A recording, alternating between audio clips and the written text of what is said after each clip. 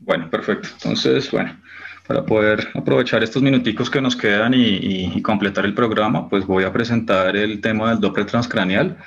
Pues no soy enfermero, pero pues el jefe Andrés y varios del grupo nos han acompañado en la unidad de cuidado intensivo neurológico y pues también se han sumado a esta pasión pues que tenemos nosotros. Este es un paciente en la unidad de cuidado intensivo neurológico, ven la cantidad de cosas y dispositivos que hay, pero ciertamente pues todo esto está encaminado a que no queremos tener UCIs de Schrödinger, necesitamos saber qué está pasando con el cerebro de ese paciente.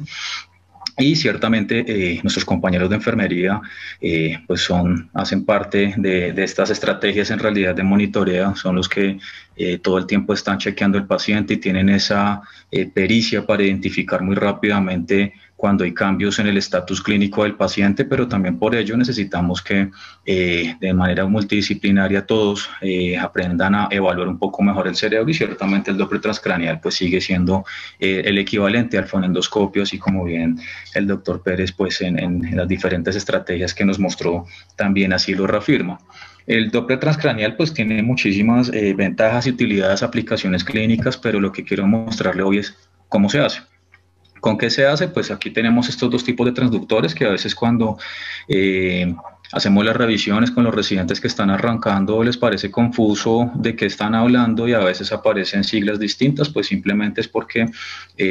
se usan transductores diferentes. Originalmente cuando Ron Aslett arrancó haciendo Doppler transcraneal en los 80s, pues lo realizaba con este transductor que tenemos en negrito en la parte de arriba. Este transductor no nos da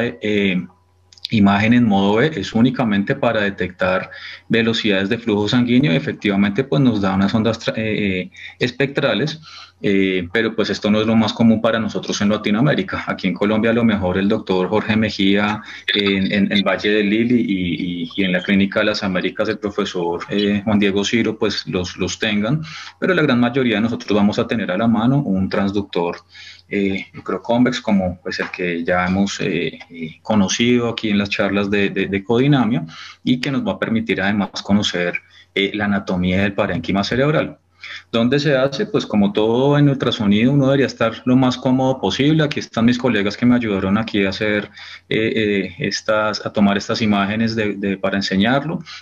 Sin embargo, pues como ya vimos, estos pacientes no los vamos a poder sentar, no vamos a poder estar de la mejor manera posible, pero pues uno siempre se logra adaptar a las condiciones y pues ya estos Doppler son más que habituales para nosotros y por cualquier espacio uno logra finalmente meterse para poder identificar cómo está ese cerebro del paciente. Las ventanas, necesitamos ver el cerebro desde diferentes perspectivas, desde diferentes ángulos para poder darnos una idea general de cómo está el polígono de Willis, que finalmente es lo que nos va a mostrar cómo está el estado circulatorio y la hemodinamia cerebral de ese paciente. La primera y tal vez la más importante es la ventana transtemporal. A través de la ventana transtemporal, teóricamente, en una gran mayoría de las personas, la escama ósea va a ser mucho más delgada y por ello vamos a intentar acceder a través de esta. Donde nos ubicamos por encima del arco cigomático y por delante del ángulo del trago de la oreja. El apuntador, que en este caso se los intenté resaltar ahí en un circulito verde, vamos a intentar dirigirlo inicialmente como hacia el ojo del paciente y en el cuadrado amarillo les resalto, digamos, toda el área potencial que podríamos explorar,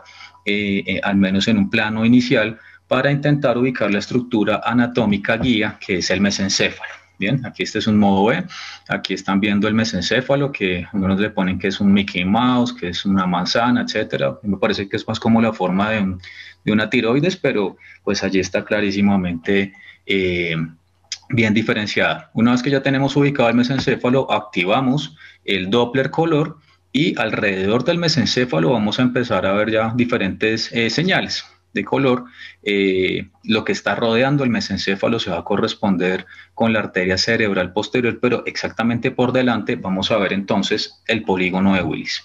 Y aquí está nuestro polígono. Fíjense que allí está, exageré un montón la ganancia en este caso, pues para fines educativos netamente y que pudieran ver la figurita del polígono como tal. Y detrás de esto pues que está el mesencéfalo, allí tenemos todas las arterias y aquí pues en este esquema medio picasesco que hice para poder diferenciar todos los vasos que vamos a identificar a través de esta sola ventana, pero pues tal vez lo más importante cuando uno está empezando a adquirir las competencias básicas en Doppler transcraneal es identificar el flujo, la velocidad de flujo de la arteria cerebral media y ya después uno con el tiempo se va dando la pericia para poder identificar pues todas las demás estructuras que tienen pues un poquito más de detalle. De ahí nos pasamos a la ventana transforaminal. Para este caso nos vamos hacia la nuca del paciente, ubicamos por palpación donde está el borde del hueso occipital y allí vamos a ubicar el transductor, imaginándonos como si el haz del ultrasonido, el eje del haz estuviera más o menos apuntando hacia el eje del paciente, es decir, que es más o menos como hacia adelante y en sentido cefálico. Y allí tenemos pues al lado en el gráfico B una paciente en la cual pues simplemente doblamos la almohada para poder tener un poquito más de espacio y poder maniobrar y poder realizar pues esta misma insonación en un paciente crítico. Cuando realizamos esta insonación, básicamente nos vamos a encontrar como punto de referencia anatómico en el modo B el foramen magno, que es el que les estoy señalando en unas líneas rojas punteadas y sombreadas, e inmediatamente adyacente a esto vamos a encontrar unos flujos con una señal de color que indican que hay sangre que se está alejando de nuestra insonación y tienden a unirse. Esa es la porción B4 de las arterias vertebrales, es decir, que ya están intracraneales y en ese punto proceden a unirse para conformar la arteria basilar. Esta arteria basilar la vamos a encontrar usualmente entre 75 y 80 milímetros de profundidad y el trayecto de la arteria está entre 80 y 100 milímetros, que es el que les estoy mostrando en la superior de la imagen B, entre las líneas punteadas amarillas, que ese es todo el trayecto completo de la basilar. La otra señal que ven más abajito, pues ya es el origen de la cerebral posterior, y en la parte inferior vemos la espectral de esa arteria basilar. Luego nos pasamos hacia adelante, vamos a ver la ventana transorbital. Es importantísimo conservar siempre los principios ALARA de protección para el paciente, entonces para esta ventana siempre hay que tener la precaución de ajustar el poder y disminuirlo en un 10% si no tienen el software preseteado para hacer Doppler oftálmico o transocular, ¿de acuerdo? A través de esta ventana, allí les estoy señalando las estructuras macro que vamos a ver, que básicamente se corresponden con las diferentes porciones del sifón carotidio entre la porción C4 y la porción C1, y vamos a ver también la arteria oftálmica. Entonces, para esto, nuestros puntos de referencia anatómicos va a ser obviamente el globo ocular que está arriba y las porciones intraconales y extraconales. ¿Esto para qué? Para poder diferenciar con completa certeza que la arteria oftálmica va a ser la estructura vascular mayor que va a estar a nivel intraconal, y allí pues se va a originar la arteria central de la retina, que ya es una estructura mucho más pequeñita, y fuera de las estructuras conales pues vamos a encontrar los diferentes segmentos del sifón carotidio. Ya les estoy más o menos esbozando lo que se alcanza a notar de la porción C2 y C3 del sifón carotidio.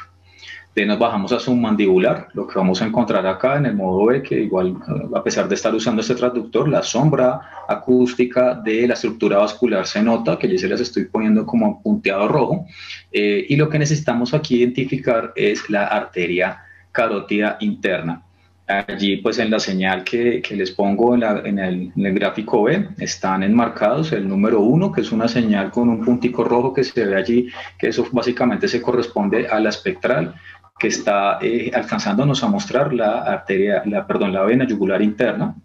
que pues va a estar ahí sobrepuesta en muchísimos casos de los pacientes. En el número 2, el flujo de la arteria carótida común. En el 3, la carótida externa, que es muy notable la diferencia en la espectral. Y finalmente, en el número 4, la arteria carótida interna, que es lo que necesitamos para poder diferenciar en esos patrones hemodinámicos si se está correspondiendo a que el paciente está cursando con un vasoespasmo o simplemente hay velocidades elevadas relacionadas con hiperemia. Y la última ventana es la transfrontal. Esta es la menos común de todas, pues por supuesto para una unidad de cuidado neurocrítico pues necesita la mayor cantidad de información posible, y esta es pues una de las ventanas que tal vez tiene mayor dificultad para lograr, pero los puntos de referencia anatómicos que vamos a encontrar en este caso bien sea en la isonación central o en la supracelular. Va a ser básicamente el tercer ventrículo, que en el primer gráfico superior de la izquierda está señalado en rojo, y justamente por delante pues estamos viendo las astas anteriores del sistema ventricular, y en el gráfico de la derecha pues está un poquito más detallado el tercer ventrículo, y allí está el cuerpo calloso rodeándolo. Cuando activamos el color, pues en las diferentes insonaciones lo que vamos a identificar es en mucho mejor detalle la arteria comunicante anterior y las porciones 1 y 2 de la cerebral anterior, en el caso que se está haciendo pues la insonación supraorbitaria, y en la central vamos a encontrar básicamente la arteria pericallosa. Este pues es el flujograma resumen de lo que yo les acabo de comentar. Esto pues todavía no ha sido publicado, pero el próximo año pues saldrá en un libro de Springer, de la Sociedad Europea de Hemodinamia Cerebral, pero pues esencialmente pues es lo que acabamos ya de ver. Y pues este artículo, que ya pues se convirtió ciertamente en un clásico para nosotros, de la doctora María de los Ángeles Muñoz, pues que salió publicado hace ya un ratito, en 2004, pero sigue siendo un referente para quienes están iniciando en este proceso de hacer evaluación con Doppler transcranial, simplemente para poder identificar rápidamente de forma macro a qué se están correspondiendo esos resultados que van a ver después de haber hecho las diferentes insonaciones entre patrones de resistencias altas, normales o bajas, o velocidades de flujo altas, normales o bajas. Eso es todo, pues simplemente era para no dejar pasar la oportunidad de completar el programa que teníamos propuesto para ustedes, y en nombre de la